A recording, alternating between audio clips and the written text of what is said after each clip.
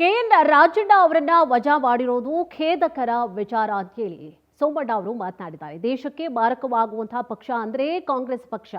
ದೆಹಲಿಯಲ್ಲಿ ಕೇಂದ್ರ ಸಚಿವ ವಿ ಸೋಮಣ್ಣ ಅವರು ಬೇಸರವನ್ನ ಹೊರಹಾಕಿದ್ದಾರೆ. ರಾಹುಲ್ ಗಾಂಧಿ ಸುಳ್ಳನ್ನ ಸತ್ಯ ಮಾಡಲಿಕ್ಕೆ ಹೊರಟಿದ್ದಾರೆ. ಈ ಒಂದು ಷಡ್ಯಂತ್ರಕ್ಕೆ ರಾಜಣ್ಣ ಬಲಿಯಾಗಿದ್ದಾರೆ ಅಷ್ಟೇ.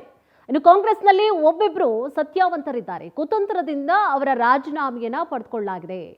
ಇನ್ನು ದೆಹಲಿಯಲ್ಲಿ ಕೇಂದ್ರ ಸಚಿವ ವಿ ಸೋಮಣ್ಣ ಅವರು ಬೇಸರವನ್ನ ಹೊರಹಾಕಿದ್ದಾರೆ.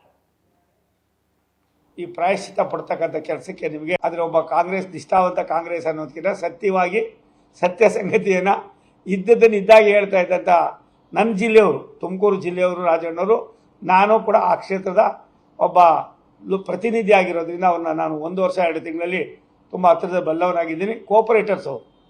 ಕೋಆಪರೇಟಿವ್ನಲ್ಲಿ ತುಂಬ ಒಳ್ಳೆಯ ಕೆಲಸ ಮಾಡಿ ಜನರ ಮೆಚ್ಚುಗೆಯನ್ನು ಗಳಿಸಿರ್ತಕ್ಕಂಥವ್ರು, ಎಲ್ಲರ ಜೊತೆಯಲ್ಲಿ ಒಡನಾಟ ಇರ್ತಕ್ಕಂಥವ್ರನ್ನ ಕಳ್ಕೊಂಡು ನಮಗೇನು ಲಾಸ್ ಇಲ್ಲ. ಲಾಸ್ ಆಗಿದ್ದು ನಿಮಗೆ ಈ ಪ್ರಾಯಶ್ಚಿತ್ತ ಪಡ್ತಕ್ಕಂಥ ಕೆಲಸಕ್ಕೆ ನಿಮಗೆ ಇವತ್ತಿಂದಾನೇ ಶುರುವಾಗಿದೆ. ಕ್ಷಣಗಣನೆ ಯಾವ ರೀತಿ ಏನು ಮಾಡ್ಕೋಬೇಕು, ಎಲ್ಲಿ ನಿಂತ್ಕೋಬೇಕು, ಏನಾಗ್ತೀರಾ, ನಿಮ್ಮ ಒಂದು ವ್ಯವಸ್ಥೆ ಏನಿದೆ ಈ ವ್ಯವಸ್ಥೆಗೆ ಇವತ್ತಿಂದಾನೇ ಶುರುವಾಗಿದೆ.